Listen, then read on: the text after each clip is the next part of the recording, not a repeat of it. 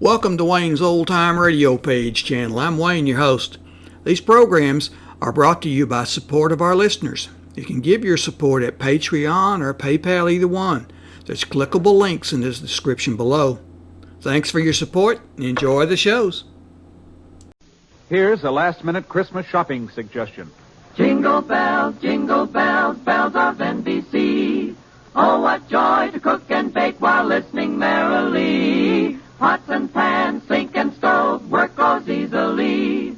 Kitchens ring with happy chimes when tuned to NBC. What will you hear in your kitchen after Christmas? Bacon sizzling, coffee perking, dishes clinking, and, if you're lucky, a new sound. NBC radio listening on that new set. The perfect gift to lighten Mother's long hours in the kitchen. Kitchens ring with happy chimes when tuned to NBC. James Stewart as the six-shooter.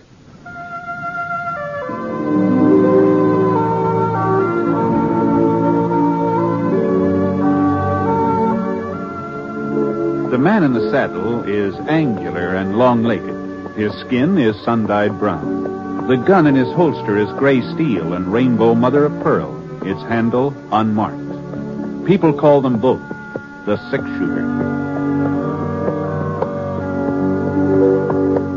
The NBC Radio Network presents James Stewart as the six-shooter, a transcribed series of radio dramas based on the life of Britt Ponset, the Texas plainsman who wandered through the Western Territories, leaving behind a trail of still-remembered legends.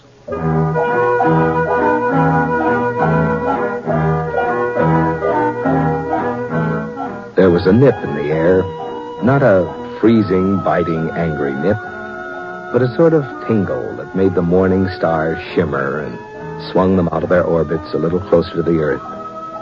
Oh, it was a winter nip, all right, but not a hard winter. Not a winter when the cattle would come down from the high places, poking their noses into the ice-encrusted ground. It was a mild winter nip. Mild enough so that the breath of the boy on the pinto turned only a faint gray as he rode toward the campfire where the man was sitting. Howdy. Hello, mister. I see your fire. I thought maybe you wouldn't mind if I gave my pony a chance to warm up. Sure. Make yourself home. Now, take it easy, Black. Easy. You heading for Thompson's Corners, mister? That's right. I just came from there. Oh, well, you must have been riding all night. Oh, just about. You see, I'm running away from home. Oh, that's so.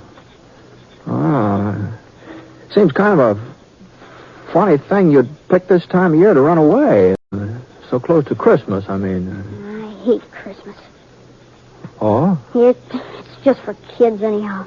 Well... I heard Aunt Millie say so. Christmas is for children, that's what she said. Johnny's old enough to do with all that fuss and nonsense. I heard her tell Mr. Franklin that. Oh, you don't live with your folks, huh, Johnny? No, sir. They died about 8 months ago. Oh, I see. Christmas was all right when I was with them. Of course, I was a lot younger then. Oh, yes. It just beats me the way folks take Christmas so serious. Well, I don't know. As if getting presents made any difference.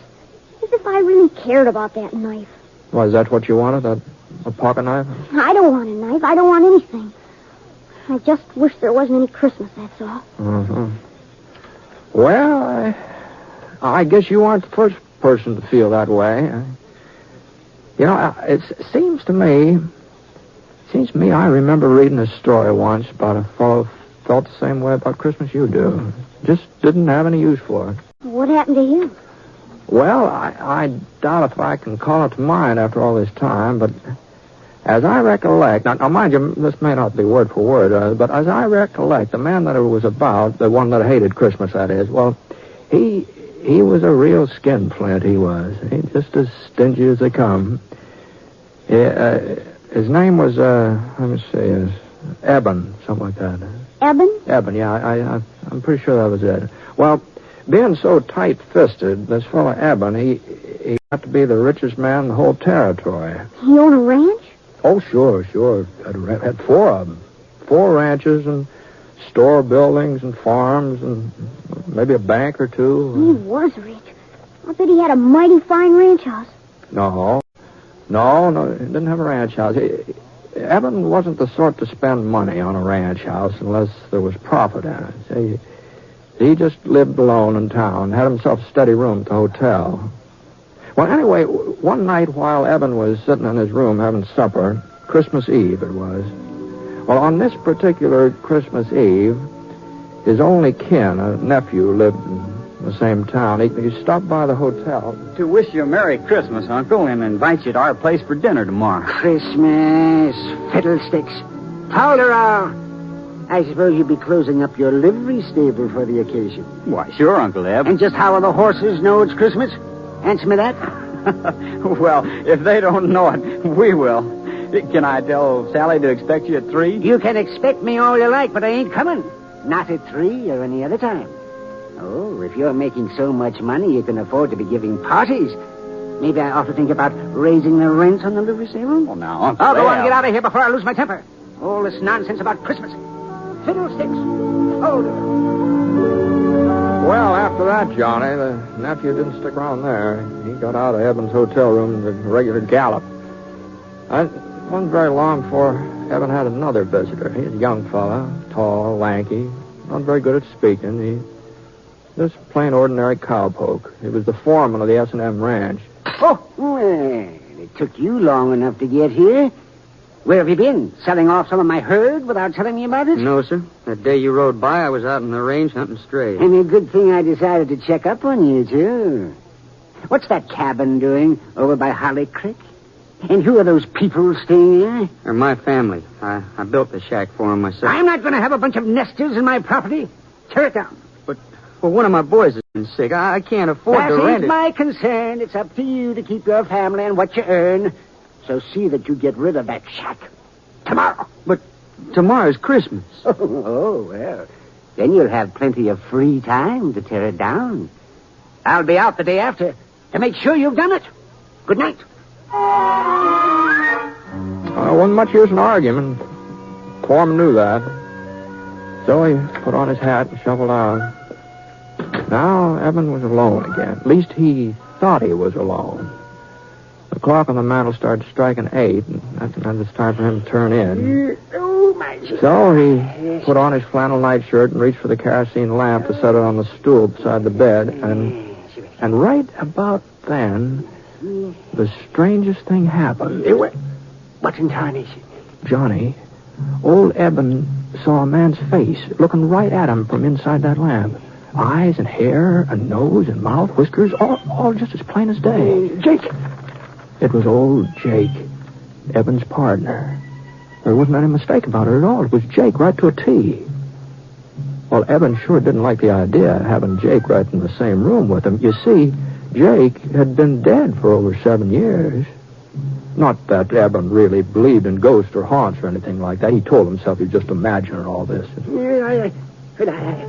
I got to get a hold of myself. He put out his hand to turn down the wick, but all of a sudden his fingers started trembling.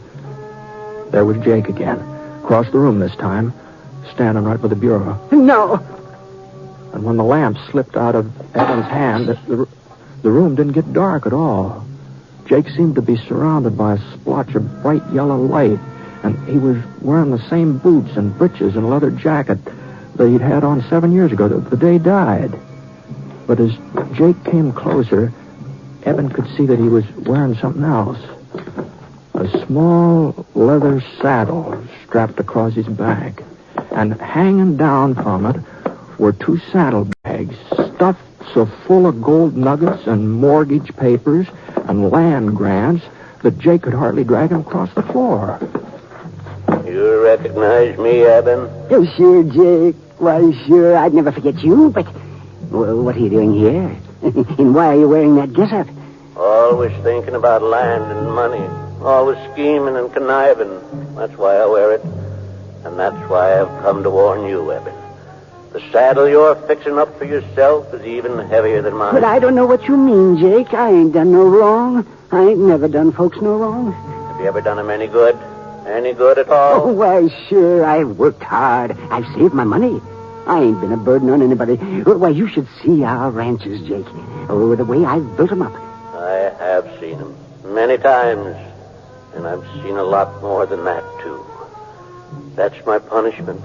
To spend eternity traveling around, seeing mankind with its trials and tribulations, with its joys and hopes. Is that so terrible? Oh, Eben, to watch him and not be able to help him.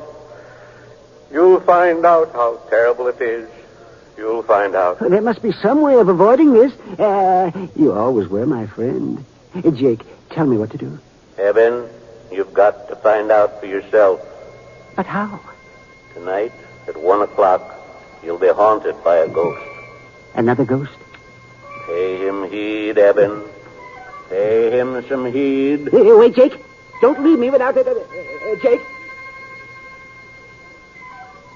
The yellow light sort of faded away and the ghost was gone. It was just like he hadn't even been there. And then something caught the corner of Eben's eye. A little glimmer on the floor.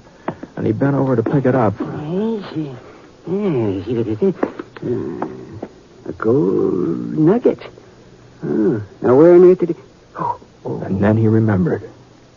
Those saddlebags of Jake's, they'd been filled clear to the brim with gold nuggets.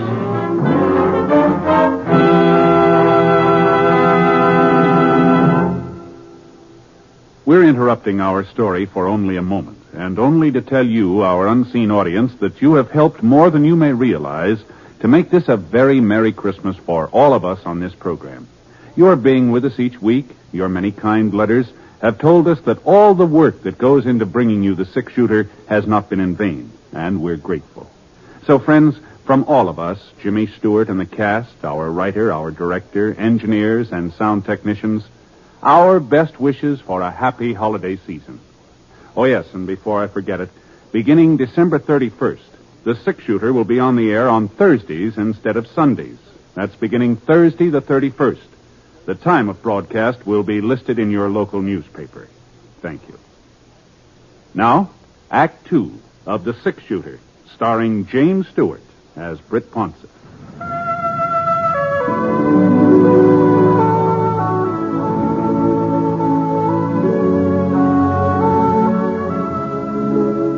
Gee whiz, a gold nugget.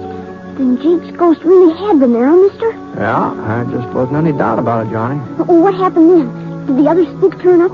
The one Jake said was coming to see Evan? Oh, sure, Johnny, sure, yeah. He was right on time, too.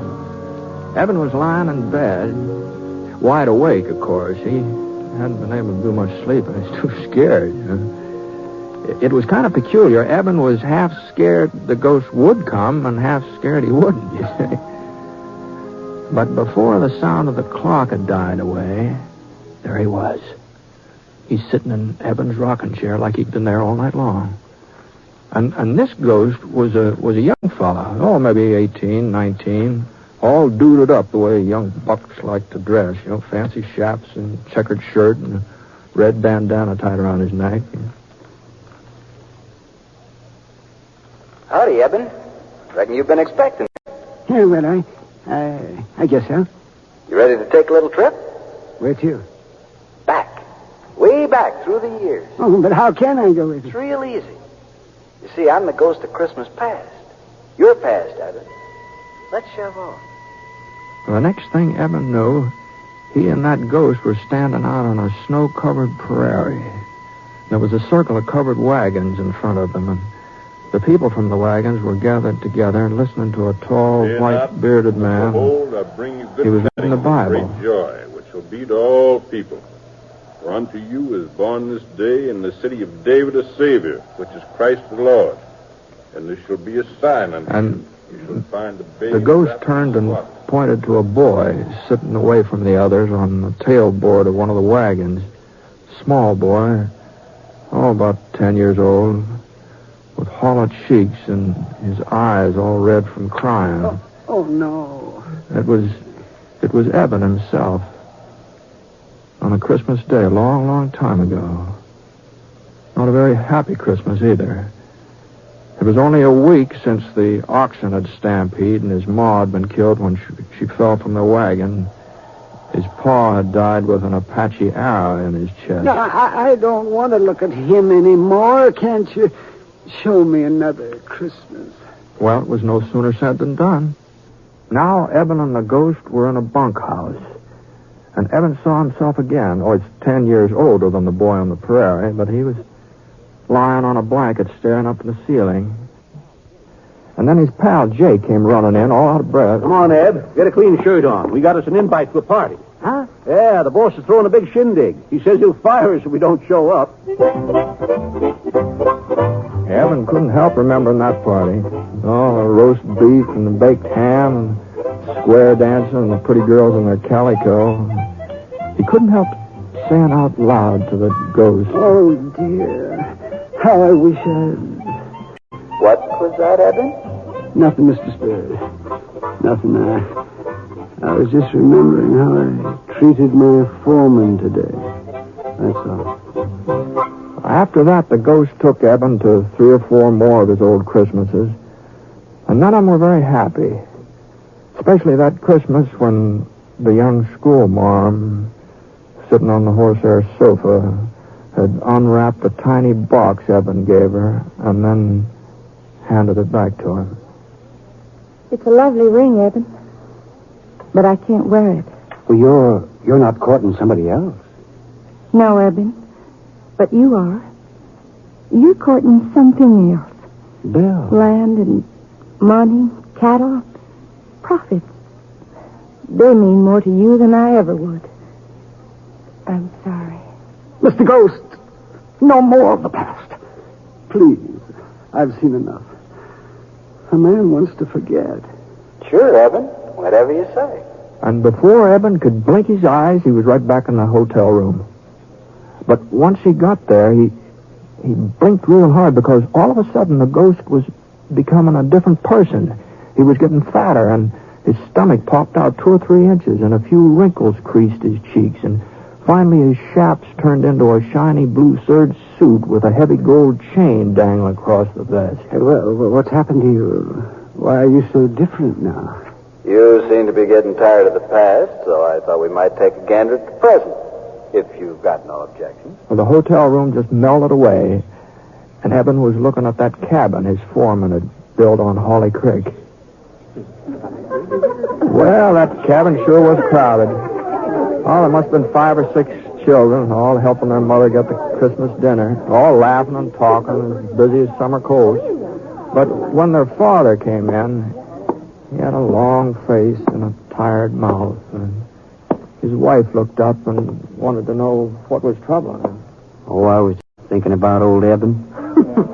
It's not a very pleasant thought for Christmas, Bob. By the way, what did you want with you yesterday? Was it about this cabin? Yeah. Oh, no, of course not.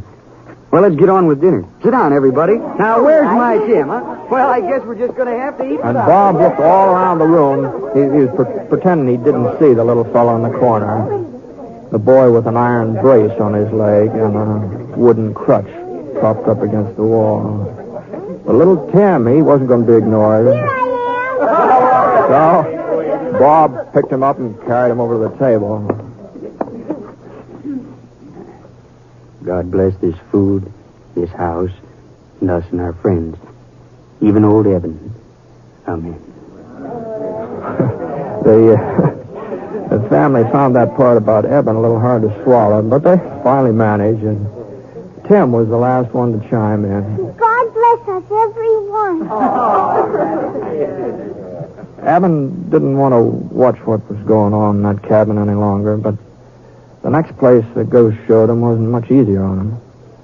There was a big party going on at his nephew's house back in the livery stable. And one of the ladies was blindfolded, you see, and she was trying to pin the tail onto a donkey. But there was something peculiar about this donkey, about the way it was drawn. It looked more like a person than an animal. Well, Eben recognized who it was supposed to be right off. You see, folks, I invited Uncle Eb to be with us, but he turned me down flat. So I figured we'd have him here in spirit, if not in the flesh.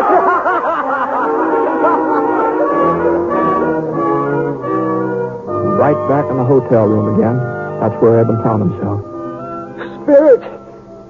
Spirit, you showed me the past and the present.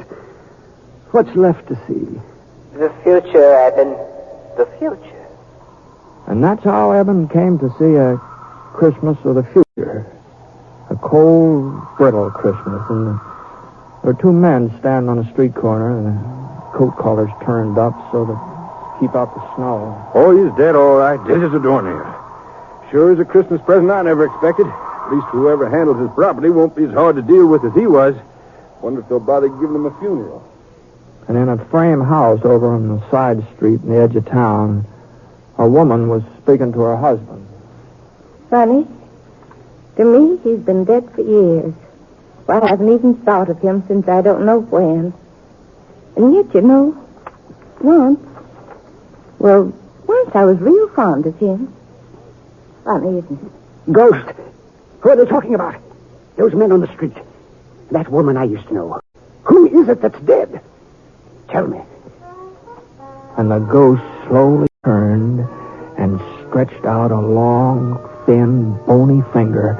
And there, right at the end of that finger, was a tombstone, all covered with weeds. Eben could barely make out the name that was carved on it.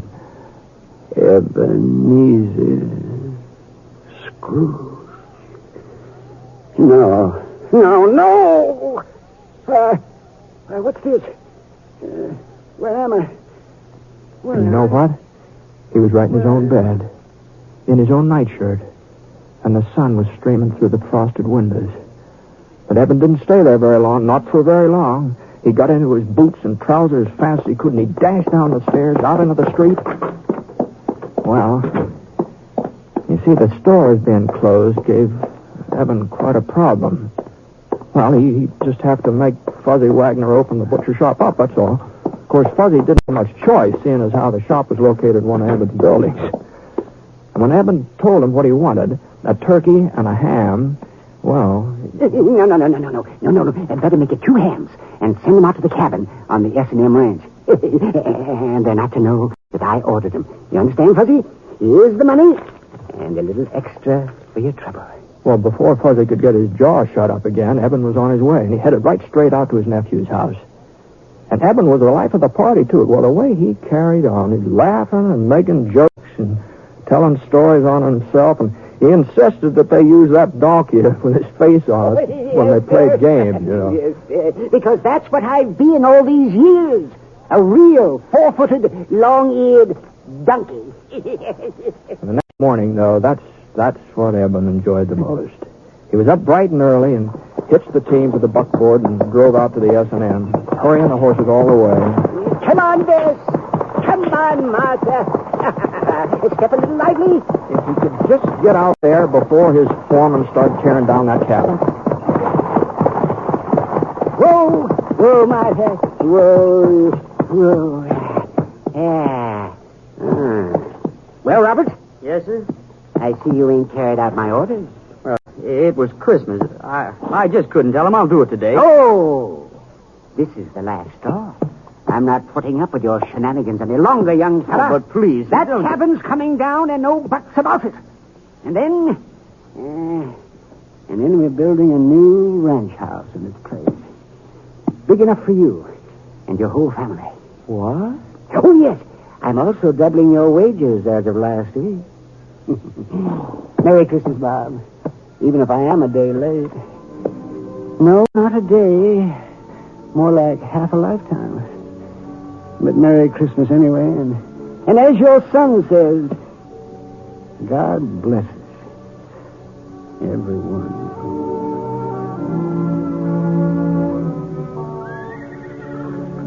Well, that's the way things worked out, Johnny, more or less. Well, that's a fine story, Mr. Real fine. I reckon I know why you told it to me. How's that? So that I'd understand about Christmas and how important it is to do for other people instead of just thinking about yourself. Well, no. I didn't have that in mind especially. The story just happened to come into my head, that's all. Well, maybe if I had to give Aunt Millie something, a present maybe. Oh, shucks, what could I give her? I don't have no money. Well, of course, there are lots of things that don't cost a penny, not a single red cent, you know. Hmm? Well, now, let's see. Take that little spruce over there. It'd be real easy to cut that down and With a little fixing, maybe a few doodads from around the house, I'll bet you could make a Jim Dandy Christmas tree out of that. I suppose so, but what good's a tree without something to put under it? Oh, yeah, I see what you mean. Johnny, you don't happen to know Jim Bender, do you? In Thompson's Corner and his 3 daughters? He's only got 2, mister, Sarah and Emily. Oh, that's so. That's so. I was spending Christmas with them. It looks like I'm carrying an extra present. It's a real pretty little red bonnet with feathers on it. I couldn't take it, mister. Oh, no. I wasn't thinking of giving it to you, Johnny. But I was sort of hoping that you'd show me the trail from here on in. Of course, it would mean you're turning around going back home, but if I was to cause you changing your plans, I'd feel obligated to pay you back some way, you know. Well, It would be only fair. Trouble is, I haven't got much money, so if you wouldn't mind accepting the bonnet instead, you'd be doing me a real favor, Johnny.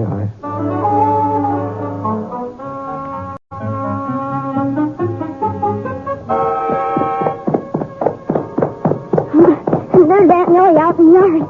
Oh, she looks mad in a wet hen. Oh, there is a resemblance. I'll have to admit that. Where in tarnation have you been, John Cartville? I've been looking high and low for you since dawn. Well, I just went for a little ride, Aunt Millie, to get us a Christmas tree, see? Christmas tree? Fiddlesticks. This gentleman won't cut it down. I'll just take it inside. Be right back, mister. If we had any use for a Christmas tree. I suppose he's figuring there'll be a whole lot of presents under it. No, don't think so. But just between you and me, I got a hunch there'll be at least one present waiting for somebody. What are you talking about? Oh, no. It wouldn't be fair for me to speak out before Christmas. You know that. You don't mean he's got something for me? No. You mustn't get too curious so early. But I thought he didn't like me. I thought he just hated having to live here with an old maid. I guess I just don't know nothing about kids. Nothing at all. I don't deserve to get... Well, I think I'd better get moving along. Say goodbye to Johnny for him, will you? And I wonder if you'd give this to him. Hmm? Yeah, tell him the little blade on it's kind of dull, but... A pocket knife? Yeah. Now, how did you know? So long. Oh, God bless you, mister. And Merry Christmas. Merry Christmas.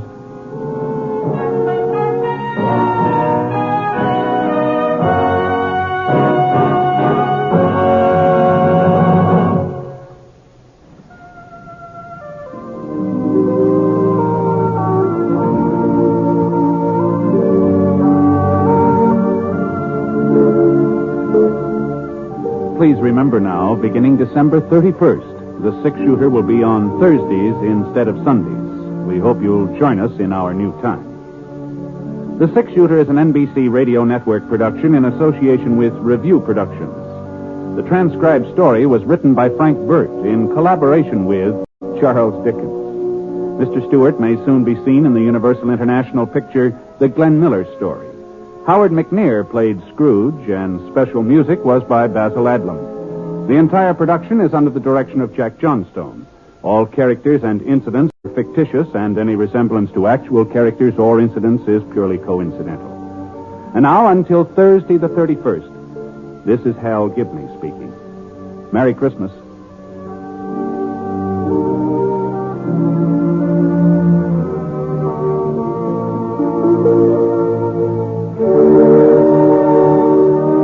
Tonight, hear Rex Harrison and Anna Lee in the NBC Star Playhouse on the NBC Radio.